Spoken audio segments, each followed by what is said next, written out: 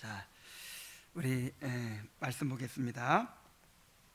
시편 23편입니다.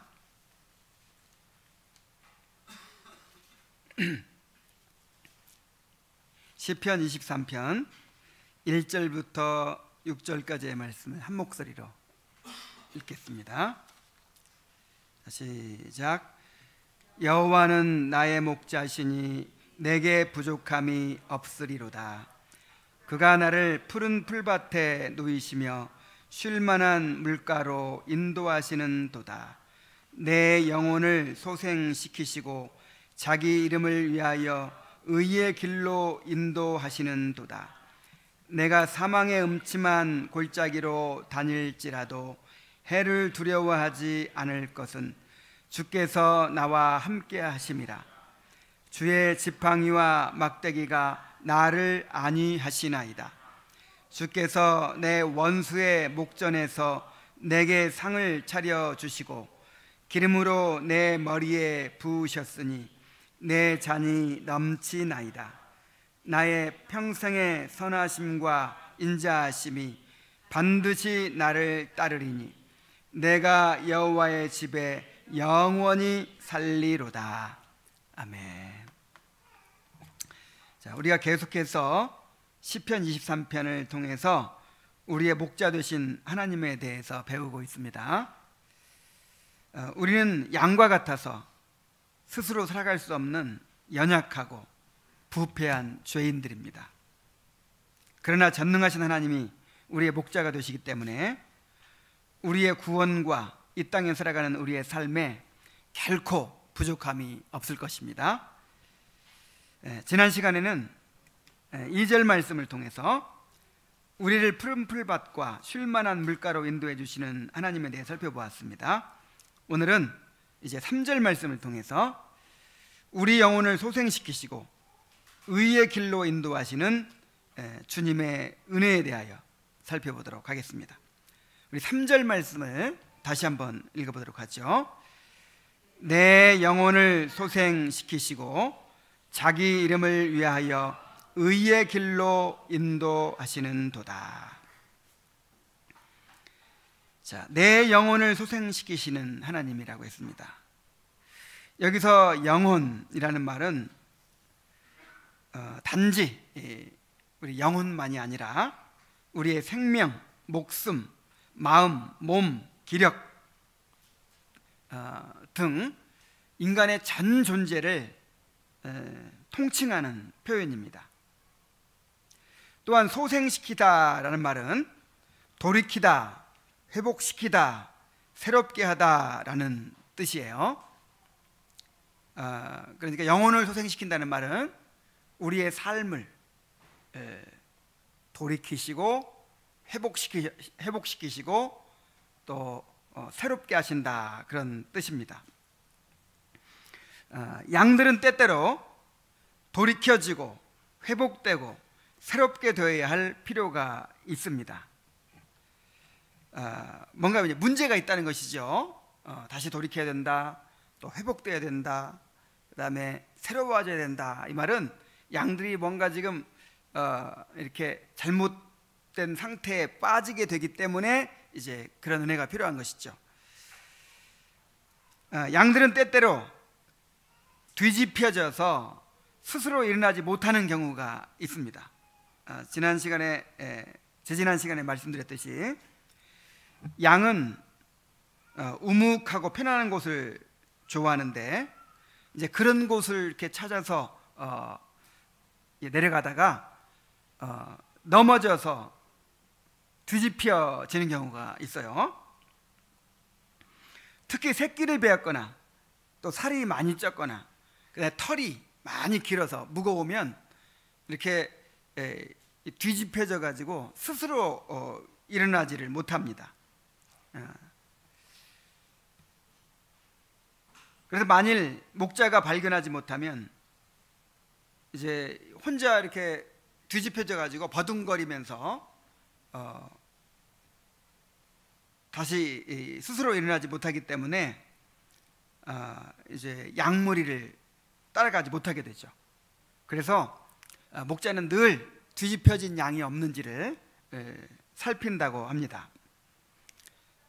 그러다가 뒤집혀져 가지고 이제 버둥거리고 있는 그런 양을 발견하면 다시 이렇게 이제 일으켜 주는 것이죠. 근데 일으켜 줘도 걷지를 못한대요. 이제 이렇게 누워 있는 동안에 배에 가스가 차고 또 사지가 혈액 순환이 안 돼 가지고 마비가 된다는 거예요. 그래 가지고 걷지를 못합니다. 그러면 이제 이 다리를 주물러 준대요. 다리를 주물러서 이제 피가 돌게 해주고 그다음에 이렇게 부축을 해주고 해서 다시 이제 걸어 다닐 수 있도록 양무리를 따라갈 수 있도록 그렇게 이제 회복시켜 줍니다.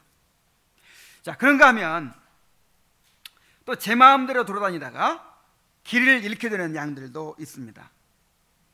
양이 목자만 바라보고 따라가면 될 텐데 꼭 이리 기웃 저리 기웃하면서 딴짓을 하다가 목자를 놓치는 수가 있어요.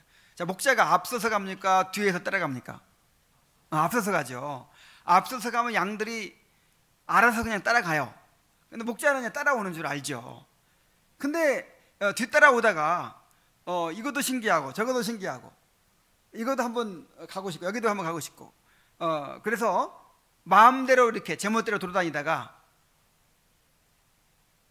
이렇게 이리 기웃 저리 기웃 하다 봤더니 양무리가 안 보이는 거예요. 그러면 양은 못 쫓아가요. 조금만 떨어져도 이제 그 자기 무리를 찾아가지 못합니다. 그래가지고 길을 잃어버리는데 이제 방황을 하게 되는 거죠. 이리저리 방황하다가 가시덤불 같은데 이제 걸리게 되면은 이렇게 막 가시가 이제 이 털을 막 움켜잡기 때문에 움직이지 못하고 옴짝달싹 못하고 있는 거예요. 그리고 또는 이렇게 낭떠러지 같은데 굴러 떨어지기도 하고 이제 맹수의 밥이 되기도 합니다. 목자가 집에 돌아와 보니까 집에 돌아와서 이제 항상 숫자를 헤아립니다. 지팡이를 가지고 이제 숫자를 이렇게 헤아리는데 한 마리가 비는 거예요. 그럼 어떻게 합니까? 예수님께서 요한복음 10장에서 말씀하셨던 것처럼 이제 우리를 양을 우리에 다 밀어넣은 다음에 이제 그 길을 되돌아가서 그 양의 이름을 부르면서 찾아다닙니다. 그리고 한참 돌아다니다 보니까 양이 가시덤불에 걸려가지고 피투성이가 돼가지고 버둥거리고 있어요. 그러면 그 양을 거기서 꺼내주고 그 다음에 물을 먹여주고 그 다음에 상처난 곳에 기름을 발라주고 그리고 그 양을 이제 데리고 돌아갑니다. 이렇게 잘 걷지 못하면 양을 안고 가요. 이와 같이 우리 주님은 우리의 영혼을 소생시켜 주시는 우리 영혼의 목자이십니다. 전에 우리는 하나님을 떠나서 길을 잃고 방황하던 양들이었습니다. 우리는 마귀와 죄의 종노릇을 우상에 끌려다니는 삶을 살았습니다. 우리는 아무 의미도 없이 이 세상에 내던져진 그런 존재들과 같았습니다. 그런데 우리는 주님을 알지 못했지만 주님은 우리의 이름을 아셨습니다. 우리가 이 세상에 홀로 버려진 존재인 것처럼 느끼고 있을 때에도 주님은 우리를 지켜보시고 우리를 돌보고 계셨습니다. 그리고 모든 환경을 섭리하셔서 우리의 구원을 예비하고 계셨습니다. 그러다가 때가 되어서 우리를 부르시고 양무리 가운데로 인도해 주셨습니다. 저는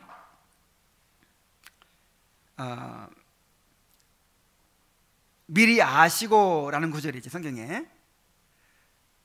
내가 처음에는 이렇게 알았어요. 주님께서 구원의 길을 예비하시고 이제 기다리고 있다는 거예요. 우리를 언제까지나 기다리고 있다는 거예요. 그리고 내가 돌아가면 주님께서 그때 받아주신다는 거예요. 그래서 누구한테 달려있어요? 나한테 달려있는 줄 알았어요. 근데 알고 보니까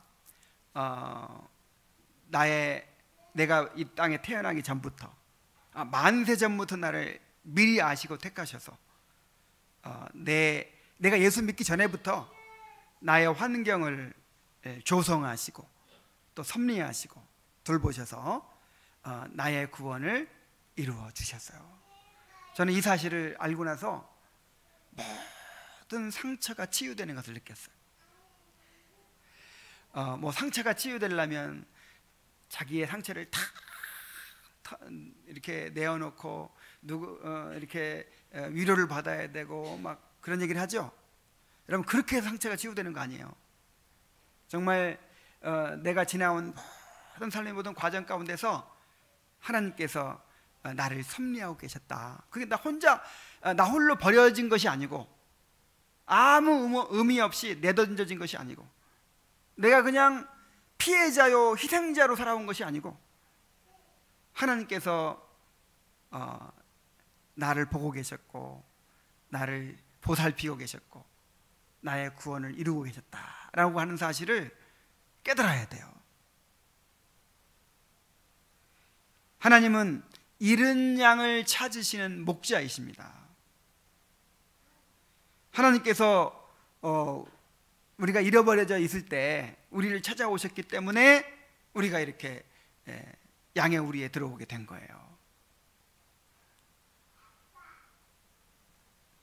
자, 그런데 이렇게 구원받고 나서도 때때로 우리는 영혼을 소생시키는 은혜가 필요합니다. 우리는 양처럼 자주 뒤집어져서 버둥거립니다. 그냥 넘어져가지고 실족해가지고 스스로 일어나지를 못해요.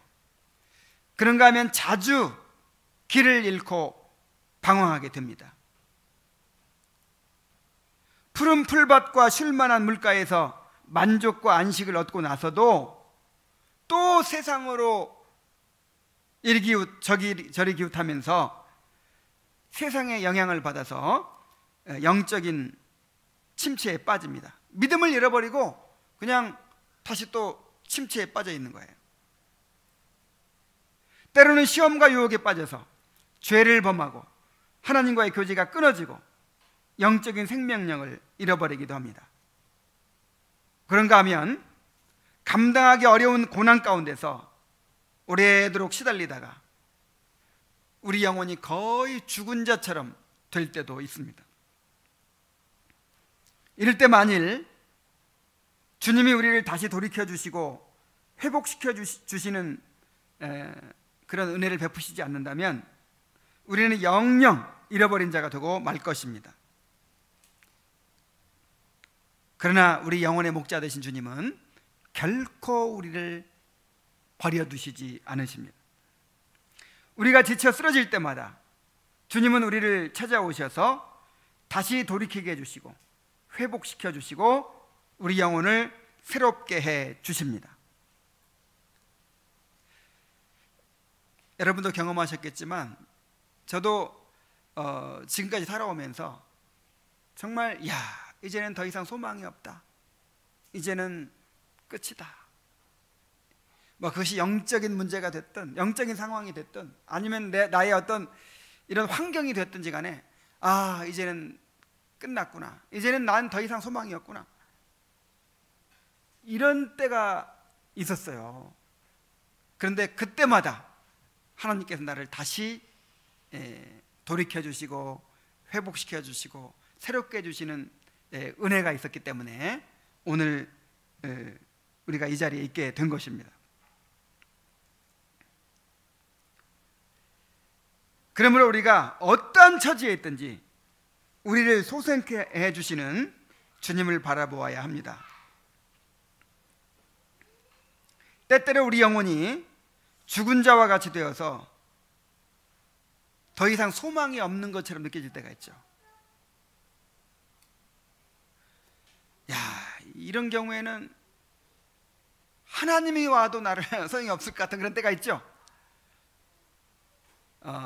뭐 사방이 꽉 막히고 완전히 어떤 가능성도 보이지 않고 그 다음에 우리 영혼마저 믿음을 완전히 잃어버리고 주저앉아 있을 때,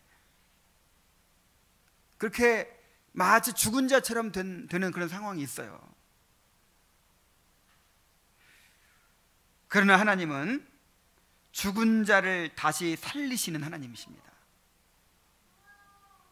죽은 자와 같은 우리를 새 힘을 주시고 다시 일으켜 주시는 그런 전능하신 하나님이십니다. 우리 이사야 40장 27절부터 한번 찾아보겠습니다. 이사야 40장 27절부터 31절까지의 말씀을 봅니다.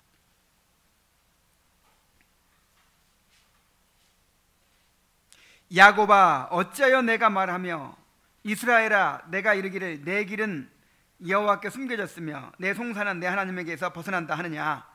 너는 알지 못하였느냐? 듣지 못하였느냐?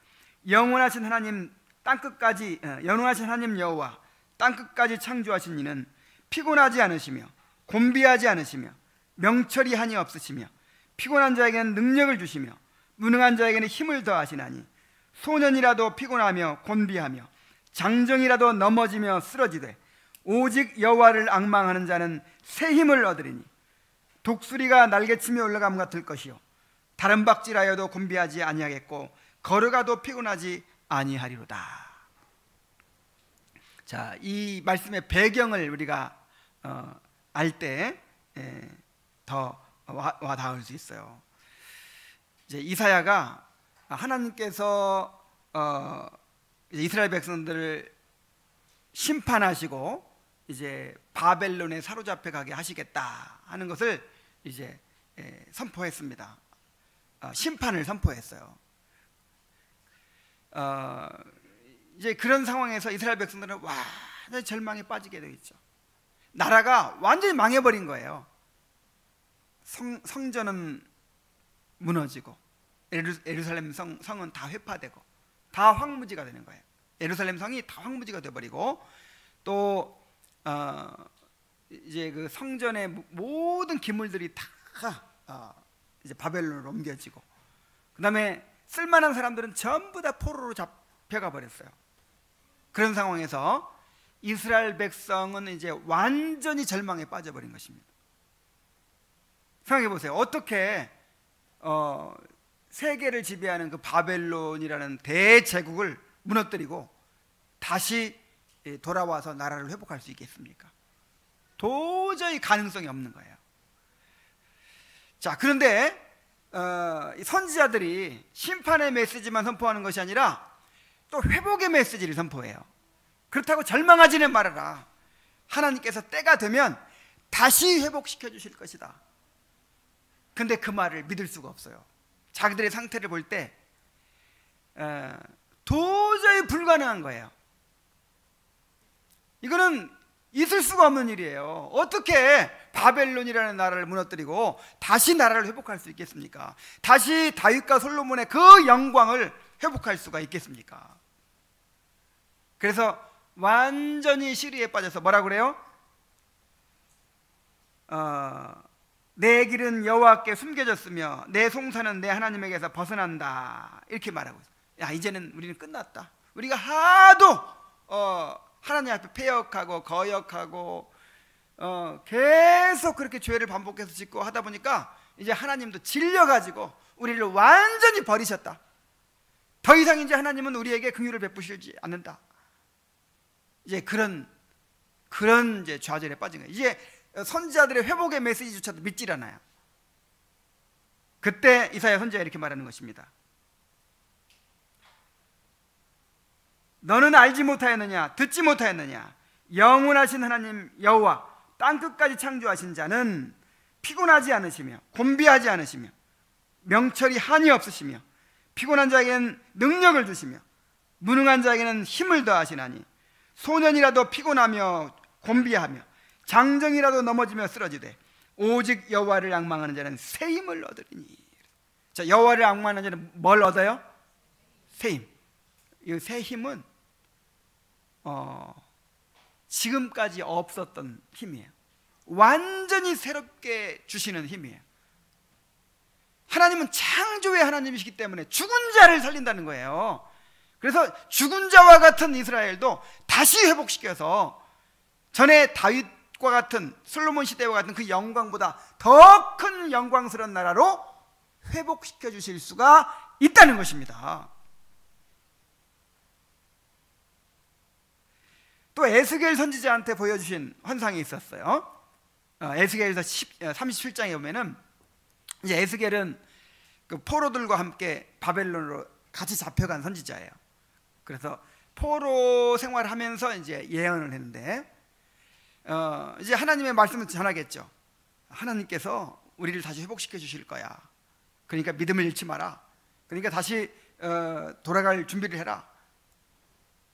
바벨론에 동화되지 말고 우리는 다시 돌아가야 될 사람이다. 우리 본향으로 돌아가야 된다. 자, 그런데 그 유다 백성들이 그 말이 믿어져요, 안 믿어져요? 믿어지지 않는 거예요. 이제 완전히 죽은 자들 같아요. 자기들 볼 때 완전히 죽은 자들 같아. 환경으로 볼 때 이 둘러싸고 있는 정치적인 상황을 볼 때 이거는 불가능한 일이에요. 있을 수가 없는 일이에요. 그때 하나님께서 에스겔을 이제 어떤 골짜기로 인도하십니다. 그 골짜기에 갔더니 이 뼈다귀들이, 이 마른 뼈들이 수북이 쌓여 있어요. 자, 뼈가 말랐다는 것은 무슨 뜻이에요? 죽은 사람이 죽어서 다 썩고 뼈만 남았는데 그 뼈도 바싹 말랐으니까 아주 오래된 뼈죠. 그러면서 물어보는 거예요, 하나님이. 인자야, 이 뼈가 등이 살겠느냐? 그러자 하나님께서 아십니다. 그러자 하나님께서 이 뼈에 대하여 대언하라 그랬어요. 말씀을 전하라는 거예요. 말씀을, 이 뼈를 향해서 말씀을 전하라는 거예요.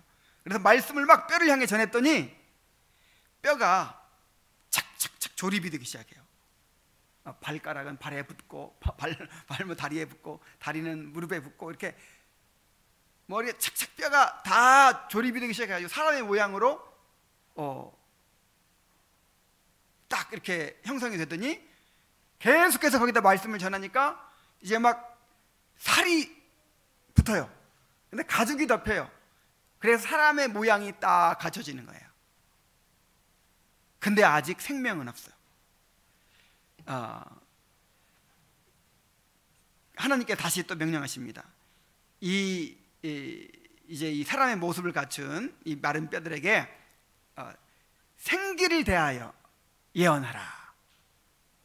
이 생기는 성령을 가리키죠. 이제 그래서 생기야 사방으로 불어와서 저 시체들에게로 들어가서 다시 살게 하라, 이렇게 말씀을 전하는 거예요. 그래서 그렇게 말씀을 전했더니 생기가 그 사람들 속으로 쏙 들어가니까 갑자기 생명이 회복되는 거예요. 그래가지고 막 큰 군대를 이루어서 행진을 하더라 하는 이제 이런 환상을 보여주셨어요. 이와 같이 마른 뼈처럼 아무 소망도 없고 이제 절망에 빠진 그런 이스라엘 백성들도 말씀과 성령을 통해서 다시 이제 회복되고 다시 새로운 생명을 얻고 다시 돌이키게 해 주시겠다는 것을 보여주신 것입니다. 실제로 그 예언이 이루어졌나요? 이루어졌죠. 부분적으로는 유다 백성들이 바벨론 포로에서 돌아오는 것을 통해서 이루어졌어요.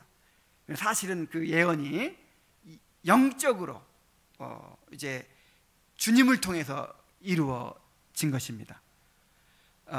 주님을 통해서, 자 보세요, 하나님의 백성들이 그야말로 이제 패망하고 강대국들한테 완전히 짓밟히고 거의 명맥이 끊어진 것처럼 보였죠. 하나님의 교회가 거의 이제 끝난 것처럼 보였죠.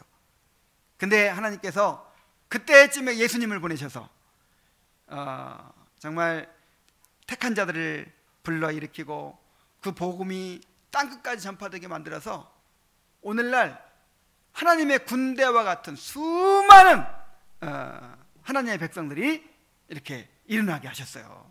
그래서 오늘 우리들까지도 이렇게 지금 하나님 앞에 예배를 드리고 있잖아요. 이와 같이 하나님은 우리가 어떤 상태에 있더라도 우리를 다시 살리실 수가 있습니다. 그러므로 아무리 절망적인 상황에 있더라도 다시 살리시는 주님을 바라보아야 합니다. 그런데 무엇을 통해 살리신다고요? 말씀과 성령을 통해서. 맨 처음에 말씀을 전하고 또 생기에 대하여 대언하고 하니까 다시 살아났잖아요. 하나님께서는 우리를 어떻게 살리신다고요? 말씀과 성령을 통해서. 말씀과 성령을 통해서 죽은 자를 다시 살리세요. 우리 학개서 2장 5절을 한번 찾아봅시다. 학개서 2장 5절.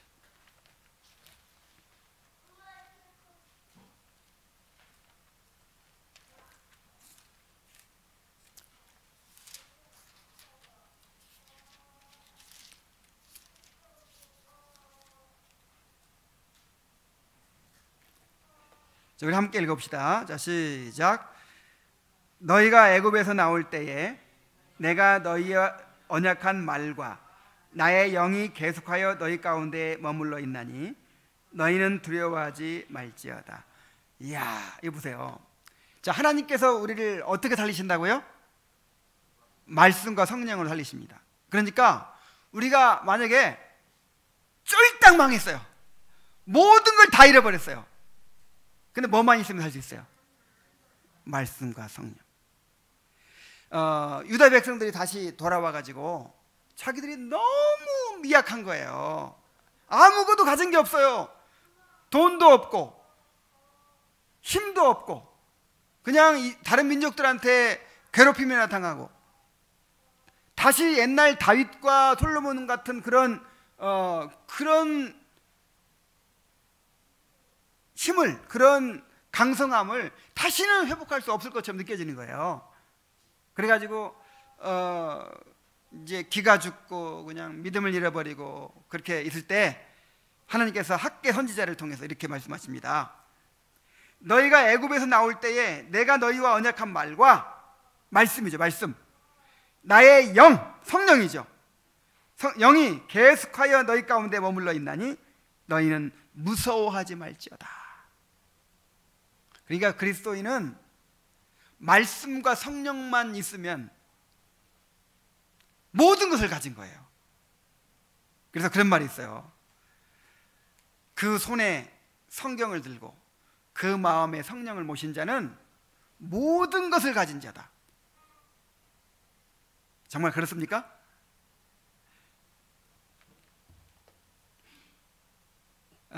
여러분 어떤 상황에 있더라도 말씀이 있고 하나님의 약속의 말씀이 있고 정말 성령이 우리 안에 내주하신다는 것을 믿는다면 절대로 절망하지 마시기 바랍니다. 하나님께서 그 말씀과 성령을 통해서 우리를 다시 살리십니다. 그래서 시편 기자가 그렇게 늘 기도하잖아요. 주의 인자하심을 따라 주의 말씀을 따라 나를 살리소서. 살리소서 하는 말이 무슨 말이에요? 지금 죽은 자처럼 됐다는 거죠. 나를 살려주소서. 그러니까 소생케 하시는 은혜를 구하는 거예요. 소생케 하시는, 다시 살리시는.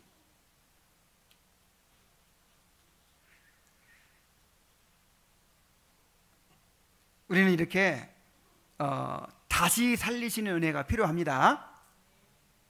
이 다시 살린다는 말을 부흥이라고 그래요. 부흥.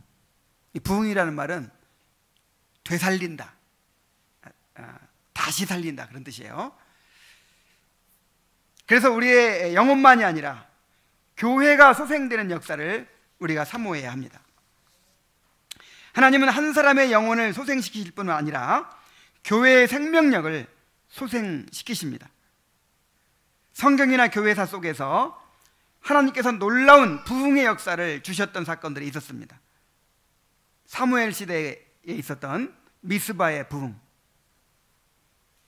또 히스기야의 부흥, 요시야의 부흥, 느헤미야의 부흥, 에스라의 부흥, 또 신약 시대에 있었던 오순절의 부흥, 또 종교개혁의 부흥. 여러분, 종교개혁도 하나의 놀라운 부흥의 역사예요. 그러니까 교회가 다 죽었잖아요. 생명력을 완전히 잃어버렸었잖아요. 그런데 다시 말씀이 회복되고 바른 교리가 회복되고 교회가 새로 세워지는 이런 놀라운 부흥이에요. 역사상 가장 놀라운 부흥의 역사가 사실은 종교개혁이에요. 자, 이런 종교개혁 부흥이 있었고, 그 다음에 18세기 영국과 미국에서 일어난 그 대각성운동, 그 놀라운 부흥이 있었죠. 우리나라에서도 평양 대부흥 같은 그런 교회를 살리시는, 소생시키시는 그런 놀라운 은혜가 있었습니다.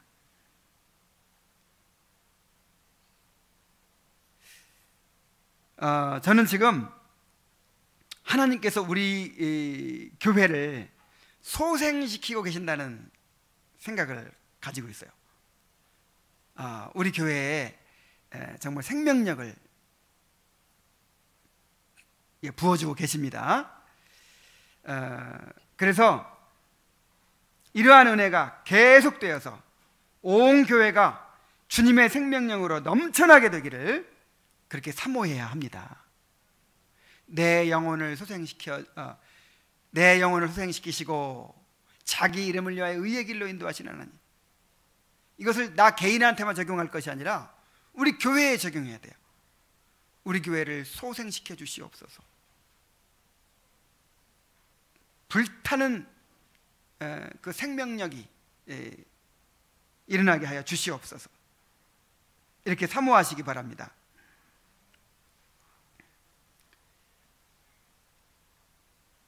또한 우리 교회만이 아니라 이 시대의 교회가 다시 살아나도록 그렇게 은혜를 구해야 돼요. 야, 정말 이 오늘날 우리나라에 있는 이 개혁교회들이 다 그냥 규모도 작고 그렇게 어려워요. 다들 목사님들이 공부를 엄청 많이 한 분들인데, 이 개혁교회를 하려면 공부도 많이 해야 되잖아요. 공부를 이렇게 열심히 하고 뭔가 바른 말씀을 전하려고 애를 쓰는데 너무 연약하고 힘들어요. 너무 그냥 힘이 없어요. 그런 모습들을 보면서 이 소생시켜 주시는 은혜,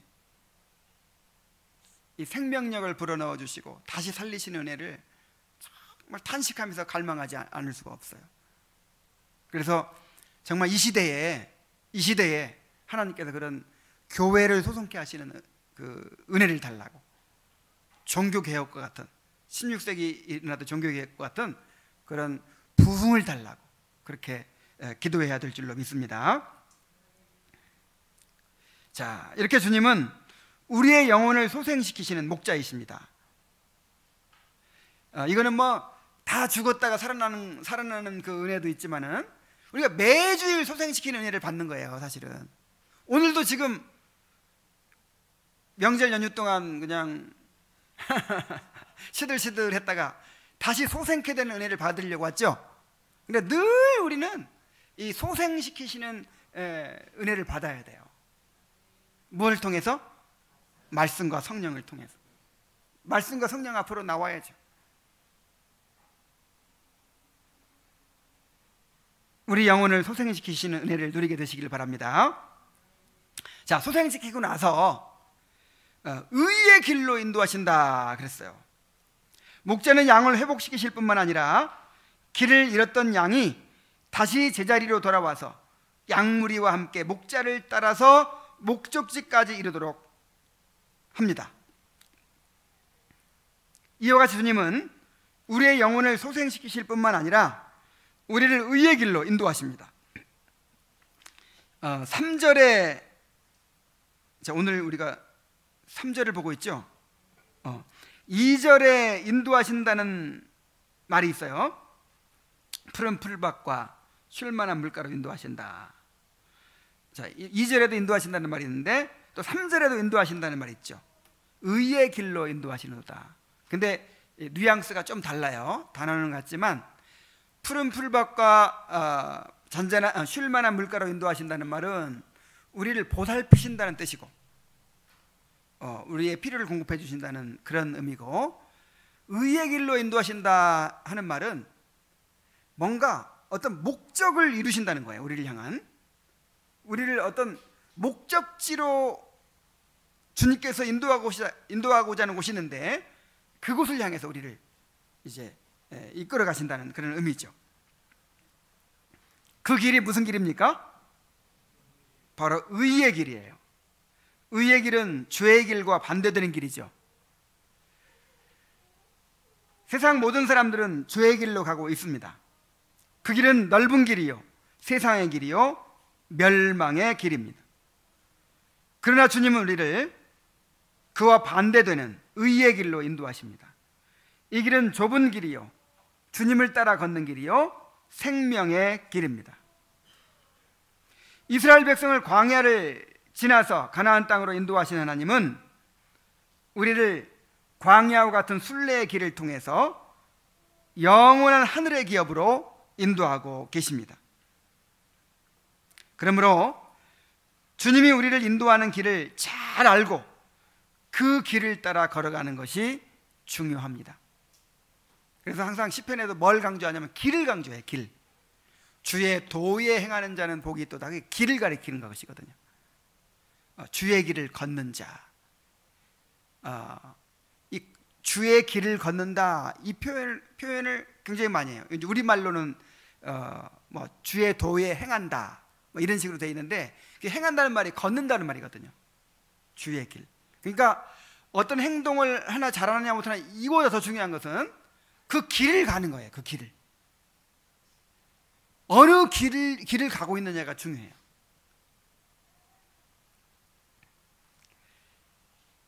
마태복음 7장 13절부터 14절에 좁은 문으로 들어가라. 멸망으로 인도하는 문은 크고 길이 넓어 그리로 들어가는 자가 많고, 생명으로 인도하는 문은 좁고 길이 협착하여 찾는 이가 적음이라 그랬어요. 자, 길이 몇 개예요? 2개밖에 없어요. 2개. 2종류밖에 없어요. 주님께서 인도하시는 의의 길 아니면 다 넓은 길이에요. 다 세상의 길이에요. 다 멸망의 길이에요.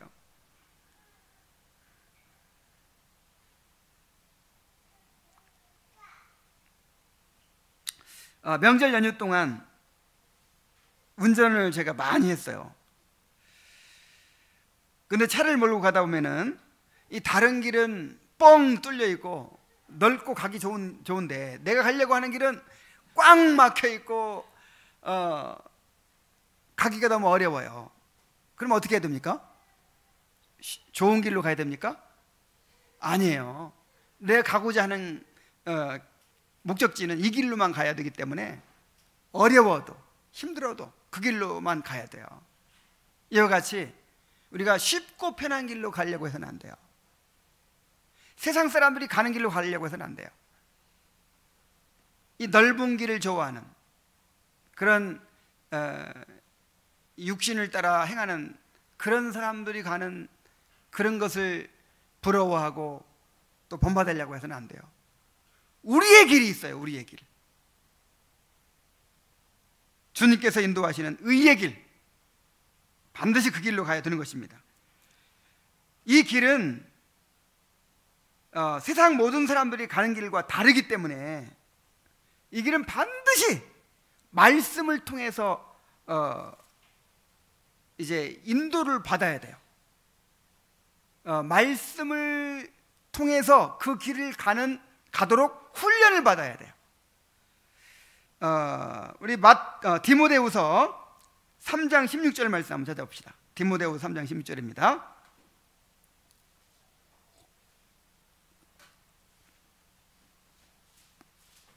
자, 함께 읽어보죠.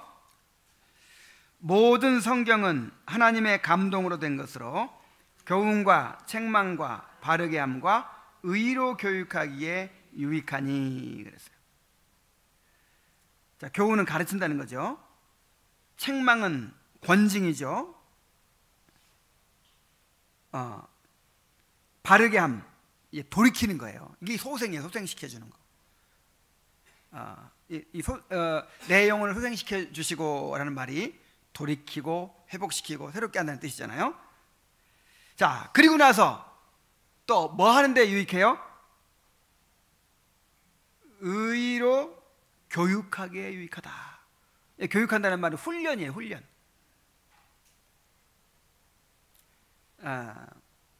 이 말씀을 통해서 우리가 훈련을 받아야 돼요. 훈련을. 이스라엘 백성들이 광야에서 훈련을 받았죠. 하나님의 백성으로 어떻게 살아가야 되는가. 그냥 데려다가 가나안 땅에 데려다 놓으면 누구 따라 살까요?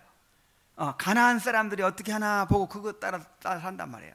그래서 일부러 광야에 데리고 오셔서 아무도 없는 곳에서 하나님의 백성으로서의 삶을 훈련하신 거예요. 그냥 그게 바로 하늘만 쳐다보고 사는 훈련이에요. 말씀으로 인도함 받는 훈련이에요. 여러분, 이런 훈련 받아야 돼요. 계속해서 이 의의 길로 걸어가는 훈련을 받아야 돼요.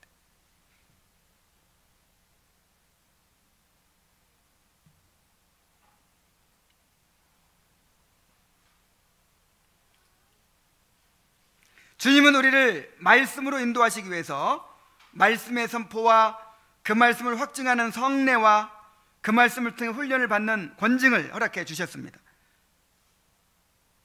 우리는 교회의 가르침과 치리를 통해서 계속해서 말씀으로 다스림을 받고 인도함을 받아야 합니다.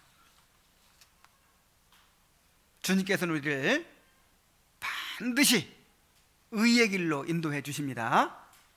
주님이 우리를 인도하시는 길은 의의 길이에요. 의의 길. 잘 기억하세요. 쉽고 편한 길이 아니고 뭐 그냥 세상 사람들이 다 가는 길이 아니고 무슨 길? 의의 길. 하나님의 의를 이루는 길입니다.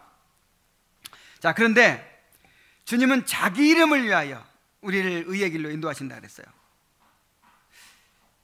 지난주에 다은이가 수요기도회 설교를 듣고 나서 양이 그렇게 그냥 성질도 안 좋고 뭐 여러 가지로 막 그렇다고 하니까 키우기 어렵다고 하니까 그러면 양을 왜 키워? 물어보는 거예요. 여러분, 양을 왜 키우죠? 목자가 양을 왜 키워요? 양의 고기와 양의 젖을 먹는 거예요. 그 양의 털을 입어요. 양의 가죽은 이제 물을 담는 부대를 만든다든지 또 양피지, 옛날에 성경을 양피지에 기록했잖아요. 그래서 양은 그리고 제사를 드린 데 써요. 양은 그야말로 없어서는 안 될 그런 동물이죠. 그래서 목자가 양을 왜 키우냐면 이제 양을 이용하게 키우는 거죠. 이용하기 위해. 자, 그러나 우리의 목자 되신 주님은 달라요.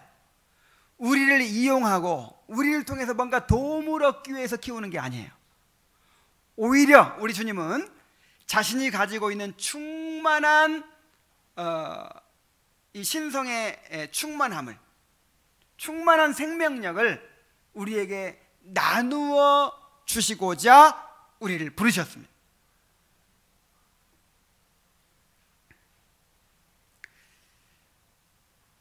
주님은 우리가 주님으로 인하여 충만한 생명을 얻고 주님의 영광에 참여하고 주님으로 인하여 즐거워하는 것을 통해서 기쁨을 얻으십니다.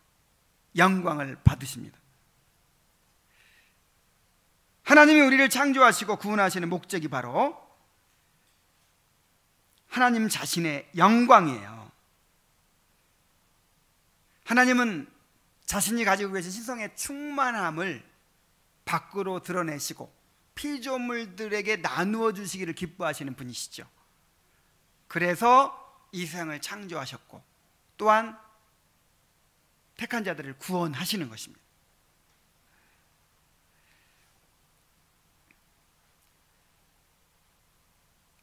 그래서 하나님은 우리를 하나님의 형상으로 창조하시고 그리스도 안에서 하나님의 모든 충만함을 누리게 하셨습니다.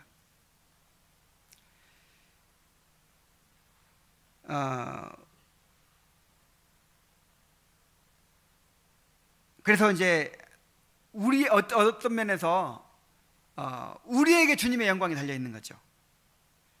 우리를 이제 끝까지 잘 인도하셔서 우리의 구원을 완성하시고 하나님의 그 신성의 충만함에 우리를 참여시켜서 이제 우리와 하여금 충만한 영광과 행복을 얻게 하실 때, 그리스도의 형상이 완성될 때, 그때 하나님의 영광이 가장 크게 드러나게 되겠죠. 근데 만약에 우리를 인도하시다 실패했어요. 그럼 어떻게 될까요? 이제 우리를 통해서 영광 받으실 수가 없는 거예요. 그래서 절대로 그런 일은 일어날 수가 없다는 것입니다.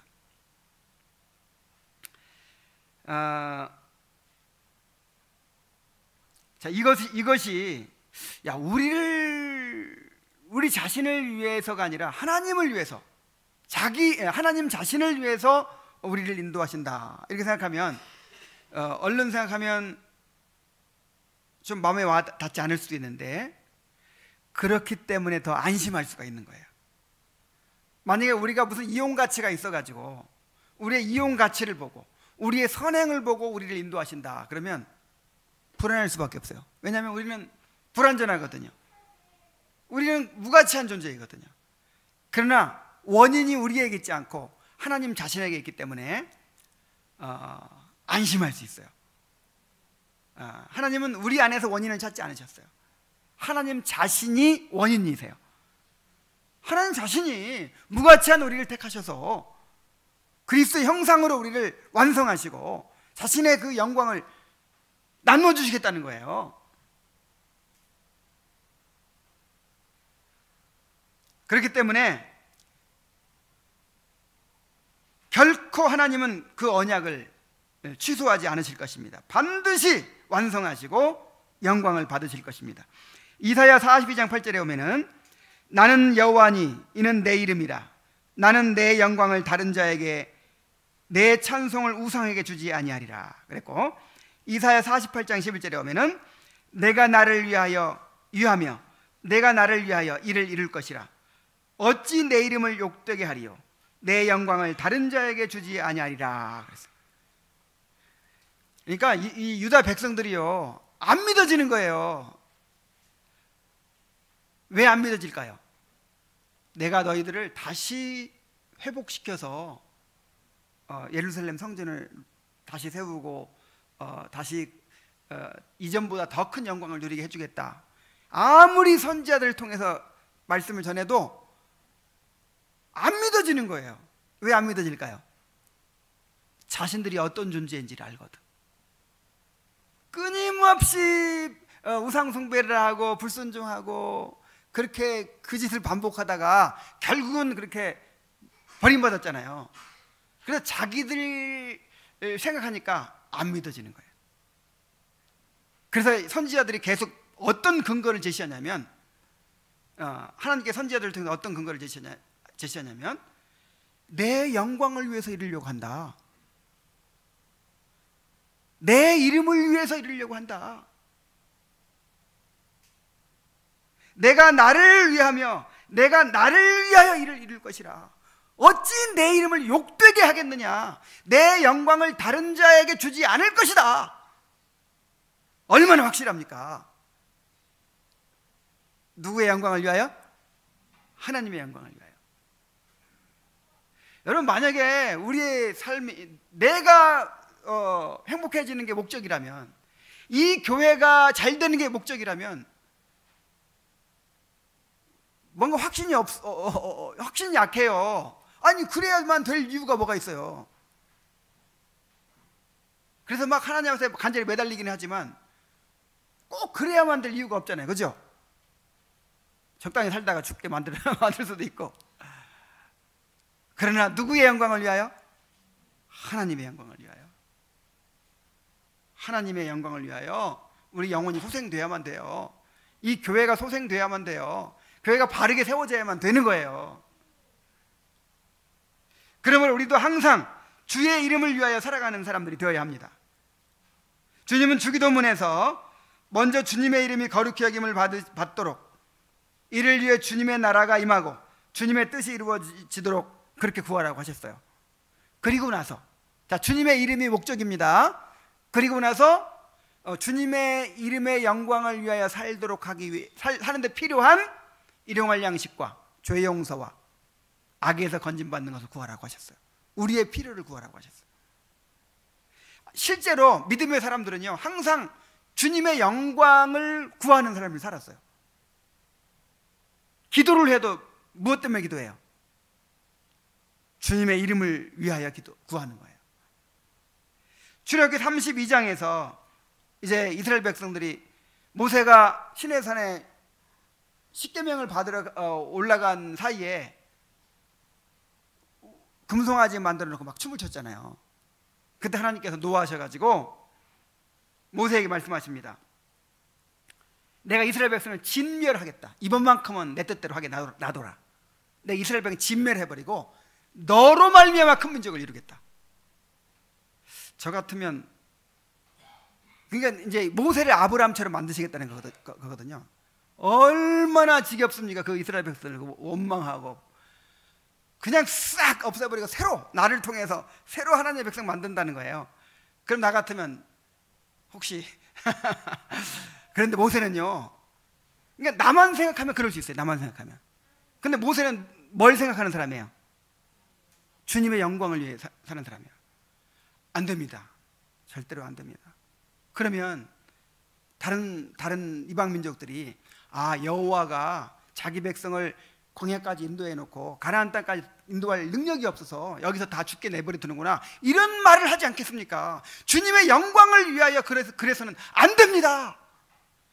그들을 용서해 주시옵소서. 만일 그렇지 않사면 내 이름을 생명책에서 지워버려 주시옵소서. 철저하게 하나님 중심이에요. 나는 생명책에서 지워버려도 좋다는 거예요.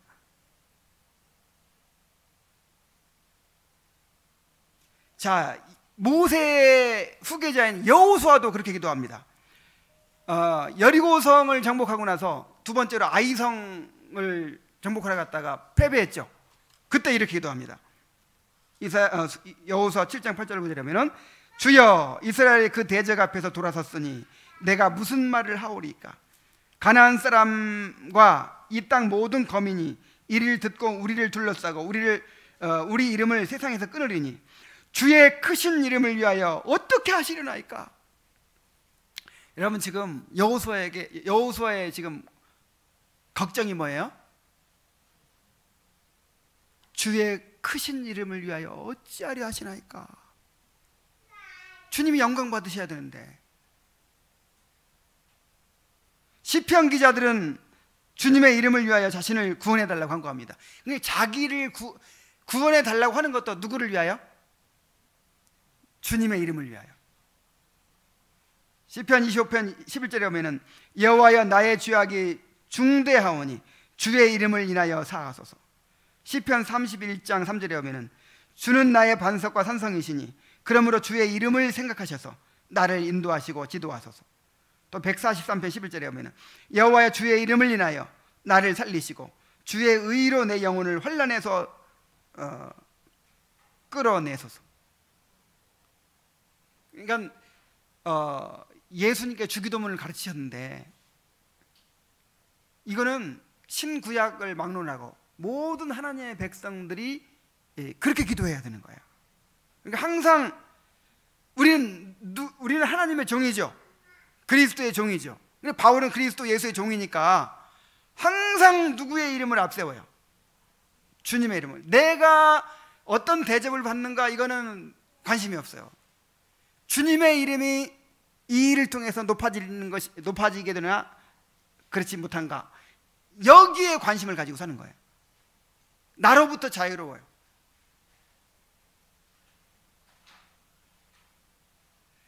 그래서 저는 그런 생각을 했어요. 모세를 보든 바울을 보든 시편 기자를 보든 성경의 위인들을 항상 주님의 이름을 생각하죠. 주님의 이름. 주님의 이름이 기준이고 주님의 이름이 목적이죠. 그래서 자기를 초월해 사는 거예요. 근데 나는 생각해 보니까 늘 내가 중요한 것 같아요. 그래서 내가 더 큰 확신을 누리지 못하는구나, 그런 생각을 하게 됐어요. 정말 우리의 모든 추구하는 목적에 주님의 이름을 거룩히 여김 받게 하는 것이 되기를 바랍니다. 우리가 구하는 모든 것들이 주님의 이름을 위하여 구하는 것이 되기를 바랍니다. 직장을 구하면서도 주님의 이름을 위하여 구해야 되는 것이고, 이 교회가 부흥하기를 바라는 것도 주님의 이름을 위하여 구해야 되는 것이고, 우리 가족들이 건강하게 사는 것도 누구를 위해서? 주님의 이름을 위해서. 항상 주님의 이름이 목적이어야 돼.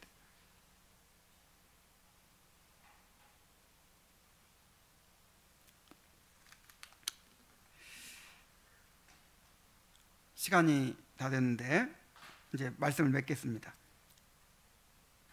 저는 이번 명절 연휴 기간 동안 이 시편을 묵상하면서 큰 위로를 받았습니다.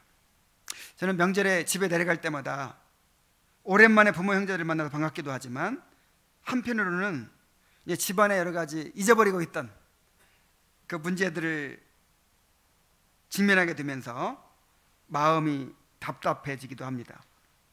이번에도 집으로 향하면서 마음이 편치 않았어요. 부모님이나 형제들을 생각하면 한편으로는 가슴이 아프고 때로는 원망이 생기기도 하고 그랬어요. 그런데 이제 부안에서 천안으로 올라오다가 이제 홀로 사는 누나네 집에 먼저 들러서 이렇게 이 가슴 아픈 가족사를 이렇게 얘기를 하면서 다시 한번 제가 주님의 은혜로 여기까지 왔고 또한 하루하루를 살아가고 있다는 것을 깊이 깨닫게 되었습니다. 저는 청년기에 이르기까지 정말 암담하고 절망적인 상황에서 얼마나 삶을 비관하고 좌절했었는지 모릅니다. 저는 특별히 정말 약하고 참 못난 사람인 것 같아요. 몸이 튼튼한 것도 아니고 의지가 강한 것도 아닙니다. 작은 고통도 못 견디하고 작은 시험과 유혹에도 쉽게 넘어지고 쉽게 두려움과 염려에 빠지고 갈등과 스트레스에 취약하고 우둔하고 어리석고 미련한 사람인 것 같아요. 그런데 그런 제가 어떻게 이렇게 살아남아가지고 하나님을 만나게 되고 복음을 깨닫게 되고 구원을 받게 되고 결혼해서 가정을 이루고 목사가 되고 목사로 부름을 받게 되고 이렇게 좋은 성도들을 만나서 매주 이렇게 강단에서 말씀을 전하고 있어요.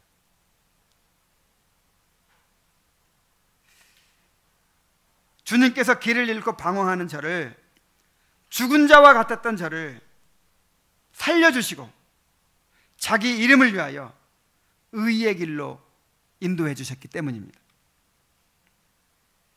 저는 때때로 앞날에 대한 두려움에 사로잡히다가도 지금까지 인도해 주신 것을 생각하면 다시 용기가 생깁니다. 그래, 이보다 더 절망적인 상황에서도 나를 살려주셨는데, 인도해 주셨는데. 그리고 우리 성도들 바라보면서도요, 정말 어려움 가운데서 길이 안 보이는 그런 상황에 있는 성도들도 나를 인도하셨다는 생각하면 소망이 생겨요. 나의 목자만이 아니라 우리 성도들의 목자가 되시잖아요. 하나님께서 이 교회의 목자가 되십니다. 이 교회를 의의 길로 인도해 주실 것입니다. 우리 영혼을 소생시키는 목자, 자기 이름을 위하여 의의 길로 인도하시는 목자를 더욱 의지하고 무한한 위로와 평안을 누리게 되시기를 바랍니다. 기도하겠습니다. 하나님 아버지, 길을 잃고 방황하던 우리를 찾아와 주셔서 살려주시고 양무리에 들어오게 해주셔서 감사드립니다. 그리고 수시로 뒤집혀지고 길을 잃고 방황하는 우리를 또 찾으시고 일으켜주시고 또 돌이켜주시고 회복시켜주시고 영혼을 새롭게 해주시는 은혜를 감사드립니다. 이렇게 소생시키는 은혜가 아니면 우리에게 소망이 없습니다. 자기 이름을 위하여 의의 길로 인도해 주시는 은혜가 아니면 참으로 우리에게는 소망이 없습니다. 아버지 하나님, 우리가 우리 영혼을 소생시키는 목자를 바라보면서 참으로 평안을 누리게 하여 주시옵소서. 지금까지 인도하신 주님께서 끝까지 우리를 인도하시고 우리의 구원을 완성하실 것을 굳게 믿게 하여 주시옵소서. 예수님의 이름으로 기도하옵나이다. 아멘.